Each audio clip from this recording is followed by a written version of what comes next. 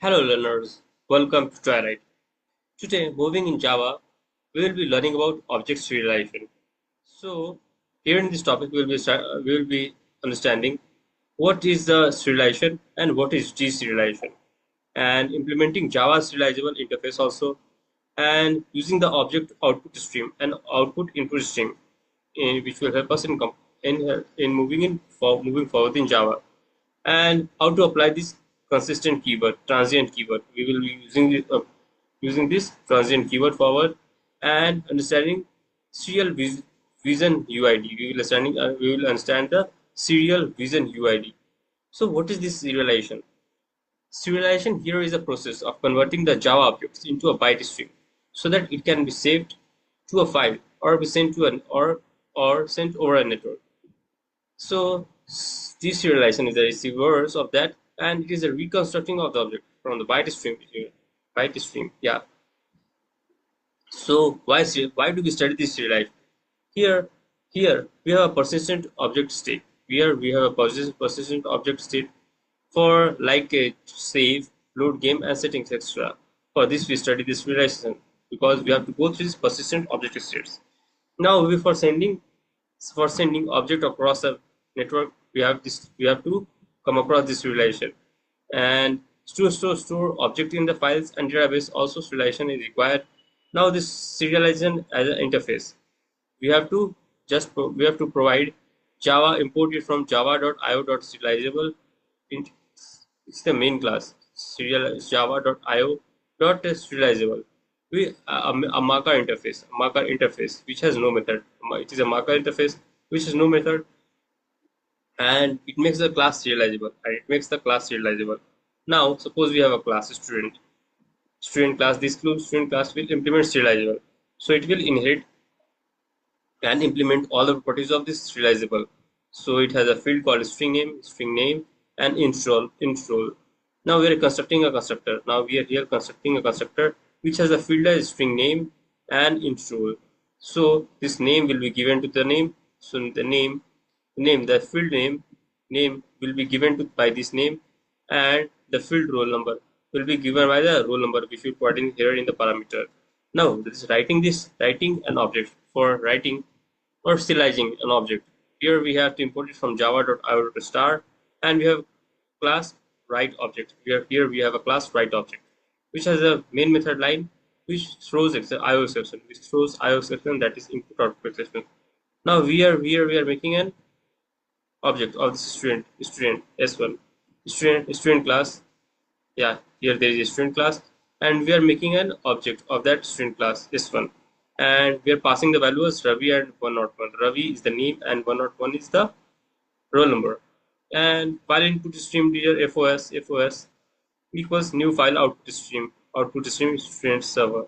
This will study by FOS. This FOS object will study with all the students, all the information of the student server, all the information of the student servers. And this output is OS will give the new object output as from the FOS. It will study all the files from the FOS student server. FOS will study all the files from the student server, and its OS will give output for all the files read on the on the student server. Yeah. Now OOS.write. This will write all the objects from the S1. S1 whatever whatever the object that is on S1, it will write all the objects. So we started, so we need to close that os.close and os.fos.close. We need to close that. We're closing it here. Finally, there will be an output line that will be giving the message output is serialized to student server. Whatever the input is, whatever the information is that on a student server, that will be output. That will be the output to the object which will serialize. Now reading deserialized an object. Now we are reading the deserializing an object. Import java.io. We have to import it from java.io, and we have the class read object. Here it has the main method line which throws IO exception. It throws IO exception and class not found also.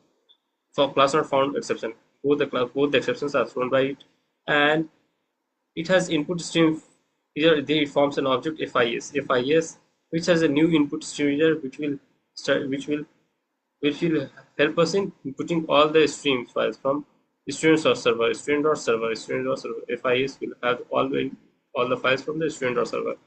And similarly, OIS will give the output stream reader files from FIS. Whatever the files that are read on FIS, that will be output to the OIS. Now we are creating an object of this student class.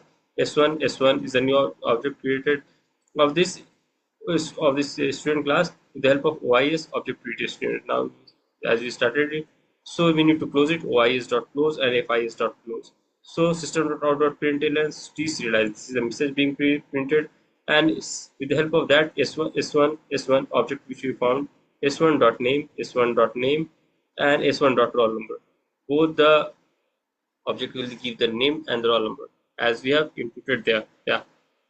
Now coming to this transient keyword, coming forward to this transient keyword, this prevent specific fields from being serialized. This prevent specific field from being serialized. This will avoid the serialization of the specific fields, such as we have a student class, class student.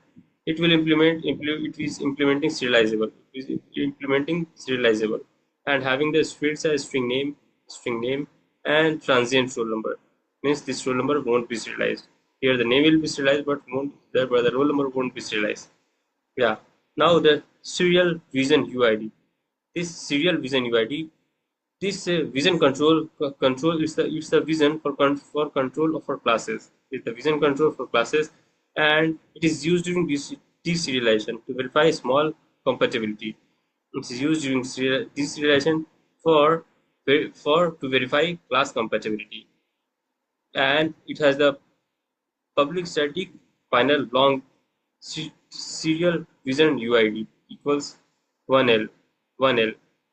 Here we have, if not exactly declare, if you do not declare this, Java auto generate one, or Java will automatically generate one, which can cause issue if classes changes, which can cause issue if the classes changes.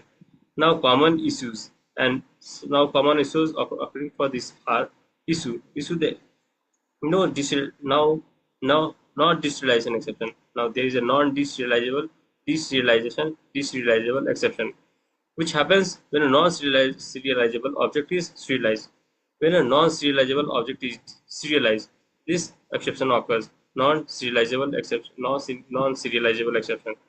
Now, for except for transient field in null or zero, transient field, if the transient field is null or zero, the expected we have this is expected behavior.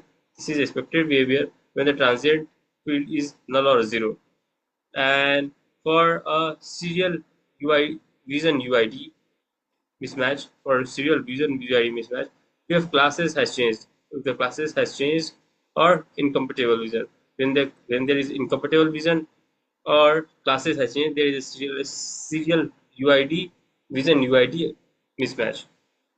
Now we have studied here that the output classes. We have studied here the output classes, the marker interface that is serializable, the output classes that are object output stream reader, and input classes input object input stream reader.